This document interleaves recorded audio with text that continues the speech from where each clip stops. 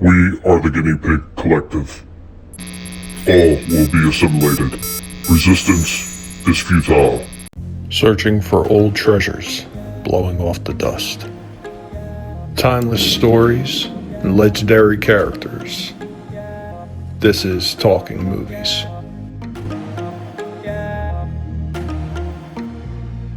Hey everybody, what's going on? And welcome back to another Talking Movie. So on today's Talking Movies, we will be talking about the David Zella Goodman written and Michael Anderson directed and based on the 1967 novel written by William F. Nolan and George Clayton Johnson, 1976, Logan's Run.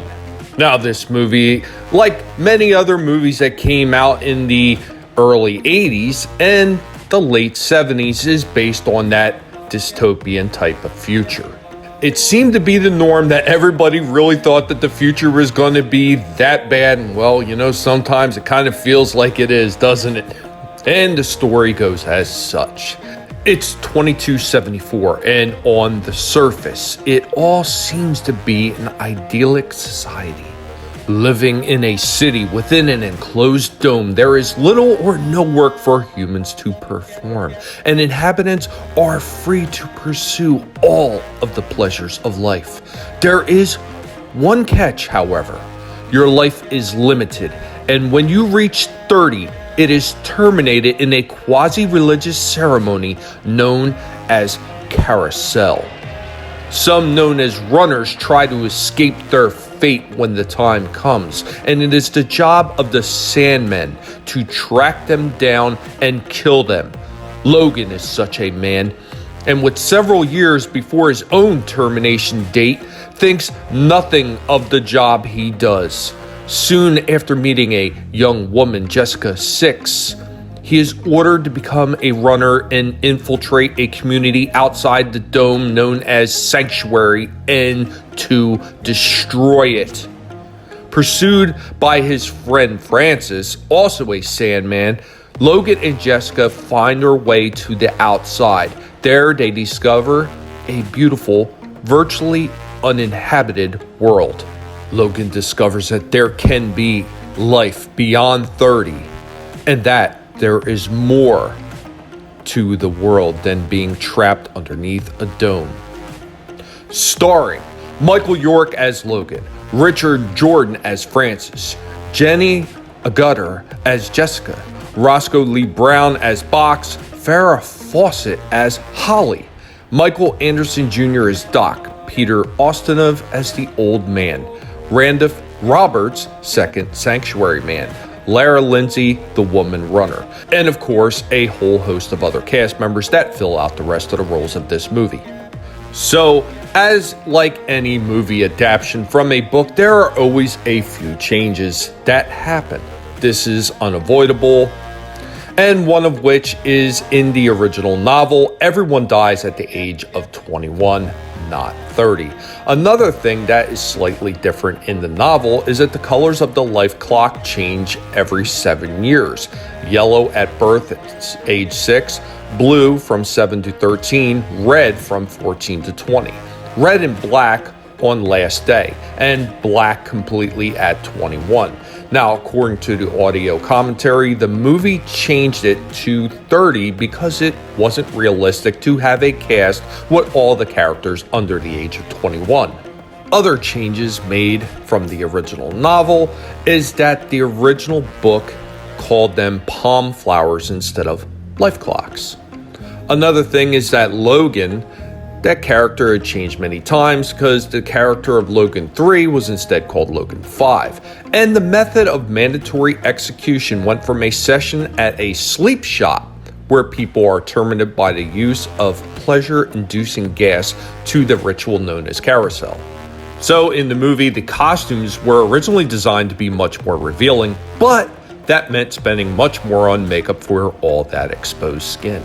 The carousel sequence is one of the most complex flying wire stunts ever done for a movie. A circular rig was constructed above the set designed to rotate in sync with the revolving floor plate below. Initially, the performers were all supported by a single winch driving the mechanism for their thin support cables.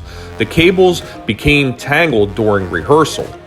Now, each stuntman had to be untangled and brought down from the rig in a maintenance lift. The rig was redesigned so each stuntman was on his own separate winch, with all of the winches connected to a panic switch that cut the power in an emergency. The waterfalls and steps Logan jumps into to get back into the dome are the active pool of the Water Gardens in Fort Worth, Texas. The main pool used to be 9 feet deep, but it closed in 2004 after 4 people drowned near the spot where Logan and Jessica dove in. When it reopened in 2007, the depth had been reduced to 2 feet. And during the encounter between the old man, Logan, and Jessica 9, the old man often quotes poems out of Old Possum's Book of Practical Cats by T.S. Eliot. And everyone in the movie, except for Sandmen and Cleanup Men, wear clothing the same color as their life clocks. The Sandmen wear black uniforms with silver striping, while the Cleanup Men wore the reverse. Now, according to the audio commentary, audiences did not realize at first that the costume colors represented specific age groups. A notable extra in this movie is Ashley Cox, the timid girl who touches the old man's face. This future Playboy model also appears nude at the beginning of the love shop scene, making a grab at Logan. Now, according to Michael Anderson, the old man's buttons are US pennies. He made makeshift buttons out of them because he couldn't find any real buttons. So after the box office success of the movie, co-author William F. Nolan wrote 2 sequels, Logan's World in 1977 and Logan's Search in 1988.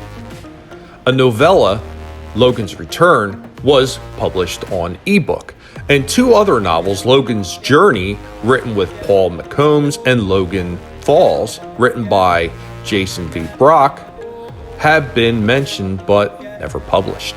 And also, Marvel Comics published a Logan's Run comic book series lasting 7 issues in 1977. The first 5 issues were an adaptation of the movie, with 2 more continuing after the events of the movie. Unfortunately, the series was canceled before the storyline could actually be resolved. And Logan and Jessica's journey takes less than 14 days. The carousel in the beginning of the movie is on Capricorn 15. At the end, it is Capricorn 29. And because this movie did so well, it actually did spawn a short-lived television series titled exactly the same, Logan's Run, in 1977. And despite Jenny Agutter's brief nude scene, the movie was still given a PG rating. I don't think that would happen nowadays at all. And the Sandman's guns, they worked using tiny butane gas cartridges, but were very unreliable on camera as the gas did not always ignite when the trigger was pulled. And getting back to the changes made from the original novelization, there are more differences. Now, the story takes place in 2116 in the original novel. And originally, Logan is the one to conceive the idea to infiltrate the Underground Railroad for runners seeking sanctuary, when his own last day comes. And the old man in the movie is Ballard, a mysterious 42-year-old man who helps runners in the underground. This was much different than the movie. The central computer that controls the global infrastructure is buried beneath Crazy Horse Mountain.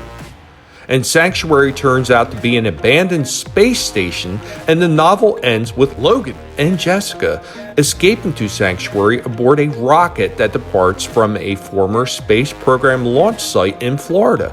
And as we always do, we save the goofs for last. So about 5 minutes into the movie, Logan and Francis 7 are on the escalator to the carousel. Logan says, "Why were you so angry just then? What did he do to you?" Then Francis 7 says, "That's Red's going to run. I can always tell Neither of their mouths are moving. And when Logan and Jessica are running away from the new you, Jessica says, "We'll have to go through the love shop," but her lips are not moving. When Logan is forced to submit to subrogation by the computer. After returning from the outside, he is being guarded by a couple of Sandmen. Both men are clearly older than 30 as they have wrinkles. Now Jenny Gutter, while talking to Ustinov about his burial, reassures him that his death is a long way off. However, the character had never even seen an old person, so would have no idea about a lifespan. And it is clearly established that Sandmen believe runners lose the chance at renewal and are permanently dead, yet Logan expresses astonishment that no runners are renewed. He should believe that none have ever been renewed.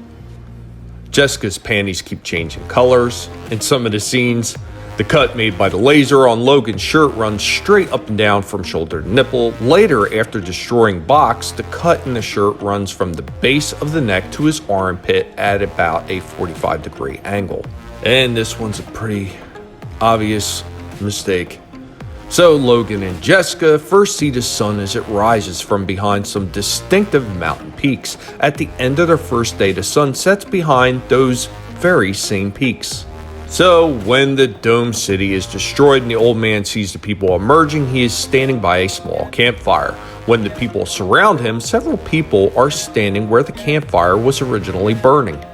And Logan 5's outfit was torn by receiving wounds from the new face machine. Yet for the rest of the movie, only his outfit is torn, his body bears no marks at all.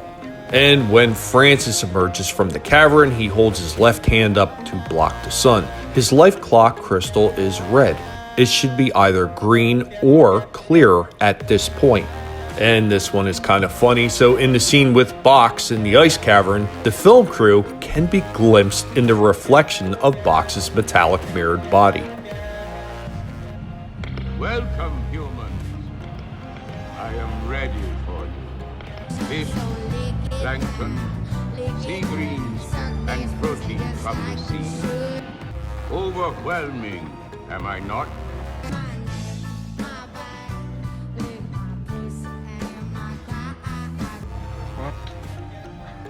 Who are you? I'm more than machine or man.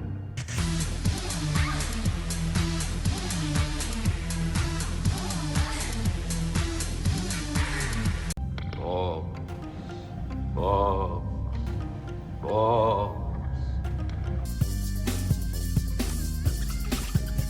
I wanna see your pussy. Everybody says it's nice. Why do you think we're here? Why? You wanna play with pussy all the time. Bob.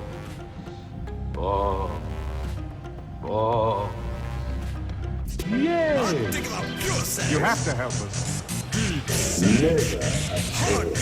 Yay! Yay! Come here, show me a dick. Together. Together. That is you, of course. This won't take long. I'm brilliant at my work. Cool. Anyway, guys, that is all I have for this one. Do you remember this movie? Have you heard of this movie? Are you planning to watch this movie? Go ahead and let me know what you think in the comments down below. And of course, as always, my friends, if you've enjoyed yourself and you like what you've seen and what you've heard, go ahead and destroy that like button for me. And if you are new to the channel, welcome. I am glad that you're here, and I hope that you've enjoyed yourself, and I hope you will check out some of the other content. And if you like what you have seen, what you have heard, go ahead and subscribe. I would greatly appreciate it.